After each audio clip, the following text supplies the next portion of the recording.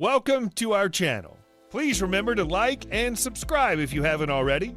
Can't is not an option. It's either I will or I won't. I can, I know I can, but I will or I won't, and that's the thing. And in some cases, you may try your hardest and you just don't win, or you don't pass the test, or you don't succeed. That's part of life.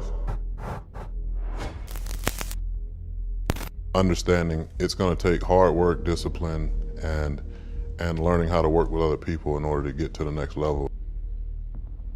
The first rule is to love and respect everybody you come in contact with. You're not going to agree with them. You're not going to even like them on some occasions, but you love them and you respect them. Number two is to be your best. If your best is a C on the test, even if it's D or F on the test, you can never be disappointed if you know you gave it your all. And then, number three is we don't use the word can't. It's not in our vocabulary. I was told my entire life, you'll never do this, you'll never do that, you can't do this, it's impossible for you to do that. When you tell somebody what they can't do, for some people that drives them, because you're not going to tell me what I can or cannot do. But for other people, when you tell them, oh, you'll never be able to do that, like that could be the breaking straw, and that back for that person, that's their spirit, to actually go out and succeed. So I never tell my kids, if they come to me and they may have the most outrageous idea, I say, all right, cool, let's figure out how we're gonna do it. I never say, oh man, you can't do that, we ain't doing that.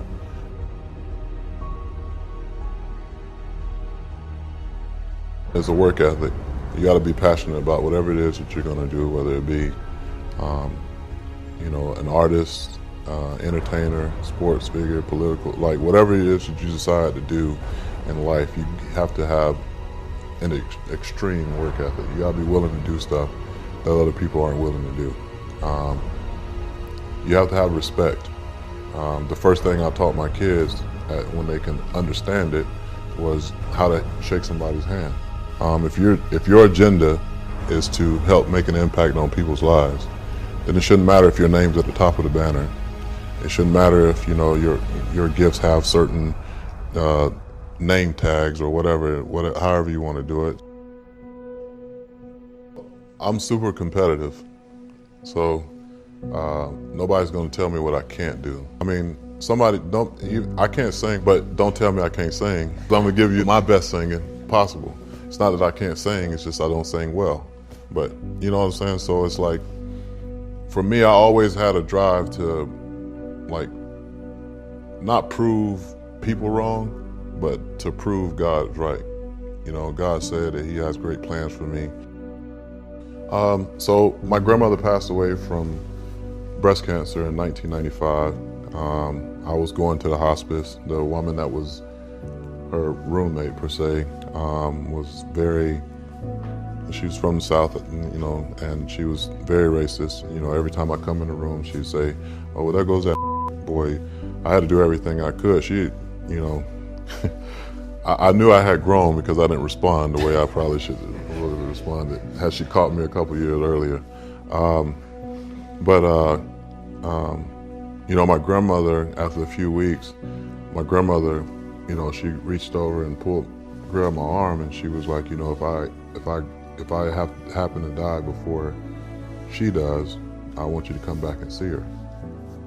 And I'm like, no, this is not my grandmother talking right now. And so that ended up happening like 3 weeks after my grandmother said that. My grandmother passed away. And so my grandmother saw something at the time that I didn't really understand why she was doing it. But I went back and I go into this room, and the lady's sits up on her seat, and she's just started bawling, crying. And this is the racist lady? Yes.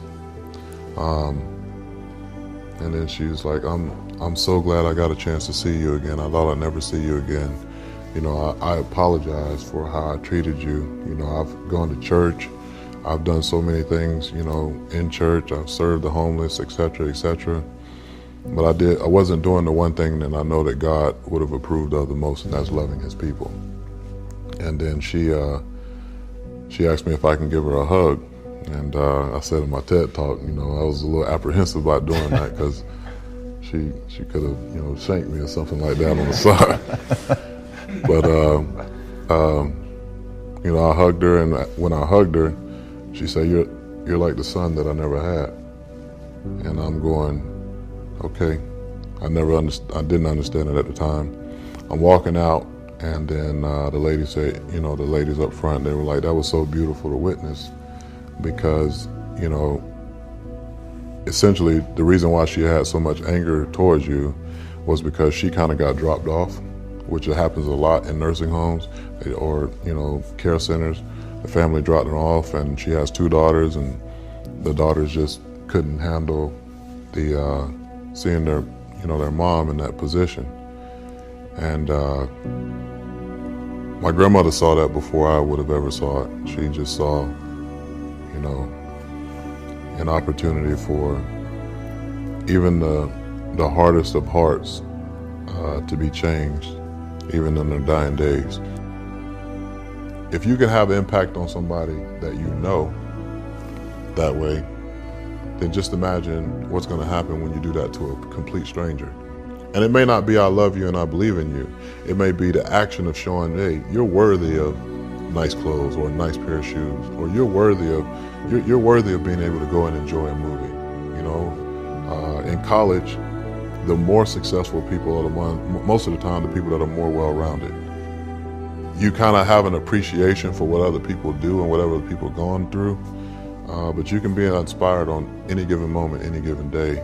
Opening that you have in this moment, it's not always open. So take it. Take it right now. Take it now before it's too late. You're more than your last minute. You're more than your last minute. You're more than your last mistake. Get prepared for the success. Get prepared for the progress.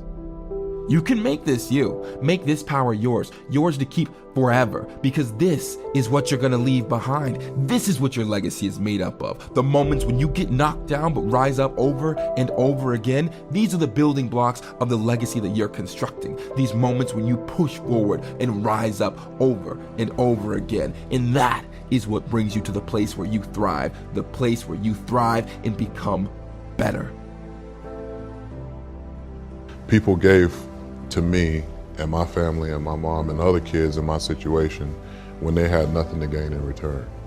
And that's character, you know, when you can give someone something, do something for somebody, and it's really not about you, it's really about helping them.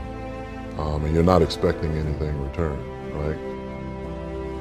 You have to set the precedence of like being authentic. You know, we live in a very, you know, inauthentic world where we don't do nearly as much as we could do if we didn't have an agenda. I don't have an agenda. You know, my only agenda is to literally change everybody's life that I could possibly change in one way or another. Being authentic and being me has literally changed my whole life. Because people are really starving for truth.